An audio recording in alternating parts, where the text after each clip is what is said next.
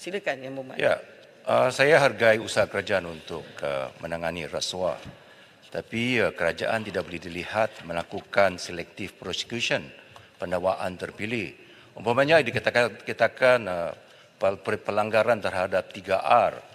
Yang Berhormat Menteri Besar Kedah dituduh, diangkat dan didakwa atas kenyataan yang melanggar 3R.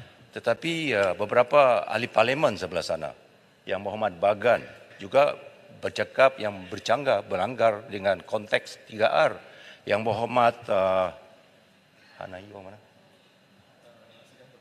Segambut juga bercakap melanggar dalam konteks pelanggaran terhadap konsep 3R. Beberapa kami di sini, di kalangan kami di sini didakwa atas kononnya melakukan rasuah, tetapi ada penyiasatan menteri sumber manusia umpamanya disilentkan kes sehingga sekarang. So elemen ini juga penting dalam menentukan kerajaan melakukan tugasan dan hasrat untuk mensifarkan rasuah dalam negara kita. Jadi selective prosecution, pendakwaan terpilih yang seolah-olah undang-undang ketika ini hanya ditupukan kepada kami yang di sebelah sini. Di sana itu walaupun ada kes tetapi disilentkan. Yang itu penting, kebal. Dan tidak ada orang kebal dalam aspek undang-undang sama ada pelanggaran 3R, rasuah dan sebagainya. Itu elemen yang penting yang harus dijadikan sebagai pegangan prinsip kerajaan. Sebab itu bila kita katakan Yang Amat Berhormat mengarah SPRM. Ya, ada kuasa mengarah SPRM. Ada pengasingan kuasa antara agensi kerajaan dengan pentadbiran. Fine. Tetapi kita tidak mahu dilihat, kita tidak ingin melihat bahawa adanya pendakwaan yang terpilih yang dilakukan oleh kerajaan. Masih. Terima kasih Yang Berhormat Beluran. Saya jawab tentang rasuah. Soalan Yang Berhormat Beluran tentang selective prosecution. Macam mana saya nak jawab ni?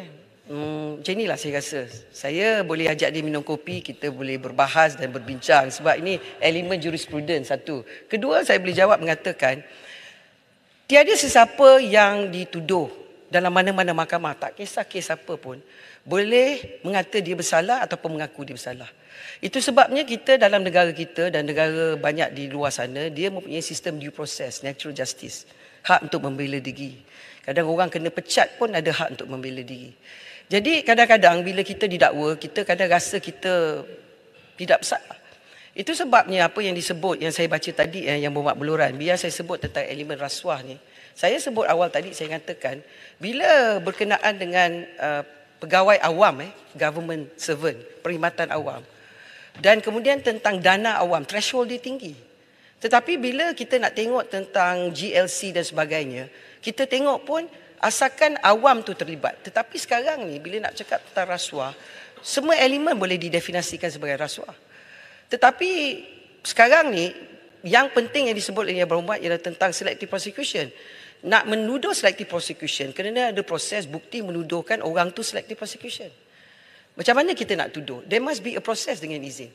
Masalah kita hari ini yang sekejap lagi saya nak sebut tentang kenapa Kabinet bersetuju tentang elemen di segi untuk separation, saya akan tegang sekejap lagi di segi akademik dulu, ialah tak puas hati itu memang ada di mana-mana, tapi proses nak membawa tak puas hati itu di mana-mana. Macam mana nak bawa? Ini sebabnya bila kita bercakap tentang elemen rasuah yang begitu subjektif, pada kita tidak rasuah.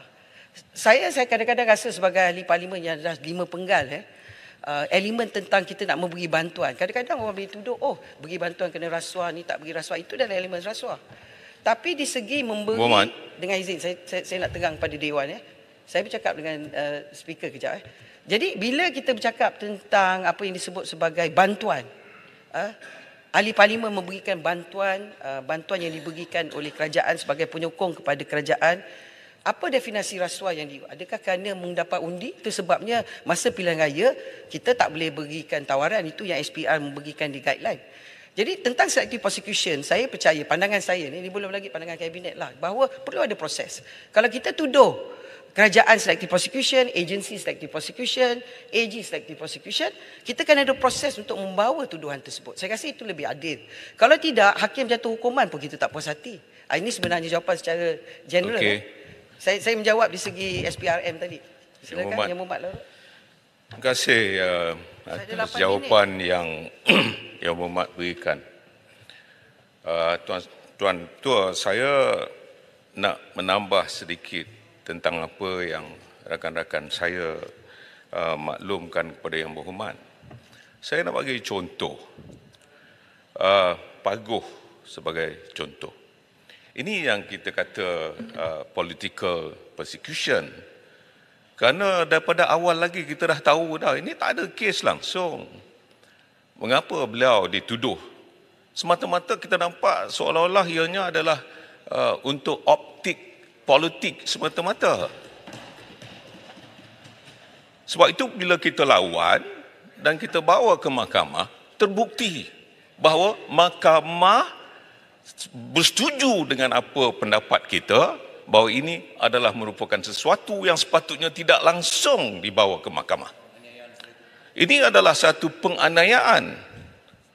Yang ini yang kita nampak seolah-olah kerajaan hari ini buat sesuatu tentang sembrono saja.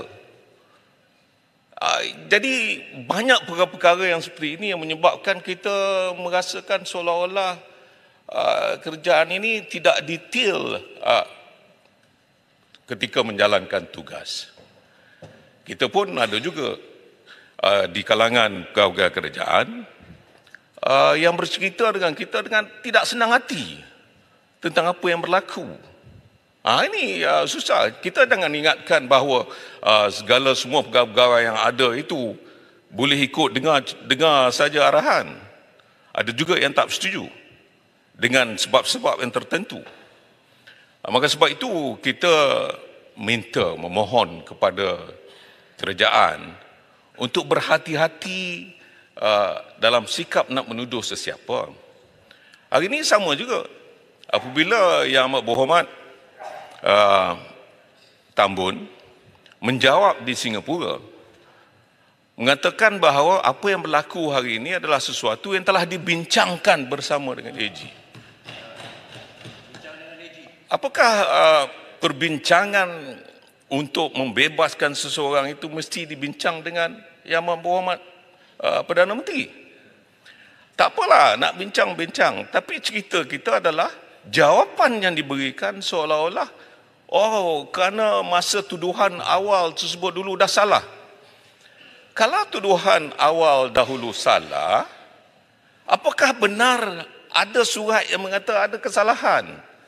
Kalau ada dan dibawa ke mahkamah, akhirnya mahkamah yang buat keputusan, ada prima facie. Apa yang masalah ni? Sebab itu kita persoalkan ini semua kerana kita merasakan ada perkara yang tak kena dengan tata kelola yang disebutkan selama ini. Maka sebab itu perjuangan kita di sini adalah untuk menentukan berikan keadilan. Jangan zalim kepada sesiapa pun dalam Malaysia ini. Itu yang kita mahukan. Tuan Speaker, saya ada 5 minit. Biar saya jawab Yang Berhormat Larut dulu. Sebab Yang Berhormat Larut begitu emosi. Tak apa yang buat abang saya dia. Yang Berhormat, macam inilah. Dalam perlembagaan, Yang Berhormat tahu tak? Perkataan budi bicara tu dipakai hanya kepada yang di Pertuan Agong saja. Perkara 38, 40, 139, 141A, 143. Satu lagi manusia, Ehsan namanya, ialah Peguam Negara di bawah 145. Maknanya yang di Pertuan Agong, budi bicara. Perlembagaan ni, perlindungan buat perlembagaan. Kemudian, satu saja, seorang individu iaitu Peguam Negara. Maknanya, budi bicara ni tidak boleh dipersoal. Okay. Kenapa? Di segi sejarah sistem kita, Westminster System. Kerana pada masa yang sama, Peguam Negara juga yang menjadi, kata orang, penentu kepada keamanan dan keselamatan negara. Jadi dia ada kuasa. Jadi nak jawab soalan Larut, berkata, hakim mengatakan tidak bersalah. Itu kata hakim tak ada masalah. Yang Berhormat pun pernah jadi Menteri Dalam Negeri. Banyak kes, SOSMA, macam-macam kes keselamatan sebagai contoh. Pukul 10 didapati tak bersalah, 10.01 kena tangkap balik. Kena tuduh balik. Lepas itu dibebaskan di peringkat mahkamah rayuan pun boleh ditangkap, boleh dituduh. Bererti Tuan Speaker, tuduhan yang diberi dan kuasa di bawah perlembagaan pada Peguam Negara Siapa-siapa dia boleh charge. Termasuk kuasa dia boleh charge Perdana Menteri, Menteri Kabinet, Tuan Speaker sendiri, pembangkang, semua dia boleh charge. Itu kuasa dia. Sebab saya sebut tadi, dalam perlembagaan yang di Pertuan Agong ada berapa kuasa ditulis, termaktub, satu je individu diberikan kuasa, iaitu Peguam Negara. Tak ada langsung lah. Adanya dalam... Sekejap, biarlah saya jawab. Yang Berhormat, dalam parlimen kena ada budaya. Tanya soalan, saya jawab. Relax lah. Saya tahu Yang Berhormat nak menunjukkan kebenaran. Tapi kalau tak puas hati, buatlah PC kat luar. Saya nak sebut satu je. Cakap apa pun dia tak puas hati. Relax lah. Bagilah saya nak jawab. Tuan Speaker, ini floor saya kan. Saya ni... Sekejap. Yang Berhormat, ini floor menteri untuk menjawab. Yang Berhormat lain tu kalau nak bercakap pun sila berdiri ya. Macam Yang Berhormat Muar. Ya? Silakan. Tuan Speaker, boleh tak ingatkan ahli-ahli, sabar tu separuh pada iman. Jadi sabar je lah. Dah lama sabar. Kejap, saya nak jawab Yang Berhormat lalu. Abang pertama, abang kedua saya jawab je lagi. Okay. Jadi dalam perlembagaan tu. Jadi bererti di sini, setiap peguam negara ada kuasa untuk mendakwa. Dan juga ada kuasa untuk melepaskan. Sebab sebenarnya, dalam sistem kita, saya dah berkali-kali masa saya jadi opposition bench, masa COVID Yang Berhormat Larut dan kawan-kawan kerajaan tutup parlimen 6 bulan. Saya tulis, ingat tak? Dia tutup parlimen 6 bulan sebab darurat. Okey. Dan saya tulis surat pada Peguam Negara. Saya kata kenapa tutup? Peguam Negara pun tak jawab surat saya. Dan saya tahu dia akan kata ni budi bicara saya untuk memberi nasihat kepada kerajaan. Itu hak dia. Jadi di sini pertama sekali, walaupun hakim membebaskan, tak semesti tak boleh dituduh. Pertama. Kedua, saya nak terang di sini, mana-mana orang yang dilepaskan dalam apa kes sekalipun. Kes jenayah, DNA ke, DNA ke, DNAA ke, acquittal and discharge ke, A&D, semua boleh. Tuan Speaker pula bekas bos polis pun tahu prosedur undang-undang dalam negara kita. Jadi kalau kita nak sebut adanya elemen selective prosecution, berbagai peguam negara sebelum peguam negara pada tarikh mana-mana pemimpin politik, boleh kita mengata ini sebenarnya peguam. Macam contohnya saya kata peguam negara Tan Sri Tommy Thomas, banyak kes telah dilepaskan. Itu hak budi bicara dia. Kemudian kita tengok peguam negara, mantan peguam negara Tan Sri Idrus pun, dia boleh buat apa yang dia buat dalam berbagai kes.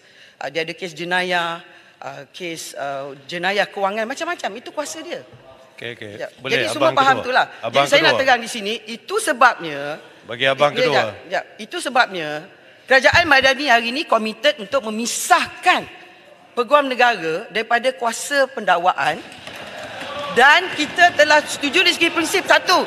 Keduanya, jawatan kuasa hak asasi akan bersama dalam empirical study. Ketiga, saya nak cakap satu je kawan-kawan Yang Berhormat semua. Kenapa masa Yang Berhormat kerajaan tak nak pisahkan AG? Kenapa tak pisah? Bila Yang Berhormat kena, selective prosecution. Bila belah sini kena, padan muka. Apa hal? Dalam sebabnya dalam isu ni kami di sini cakap kami buat. Yang Berhormat di sana bukan saja tak buat, cakap pun tak. Berkuasa 4 tahun. Kami tunggu, saya duduk situ, saya tegur, saya duduk backbencher. Jadi macam mana ni? Jangan nak cakap tentang selective prosecution. Sebab Kerajaan Madani ni komited kepada tata kelola yang lebih adil. Itu sebab kami ni hashtag dia we walk the talk.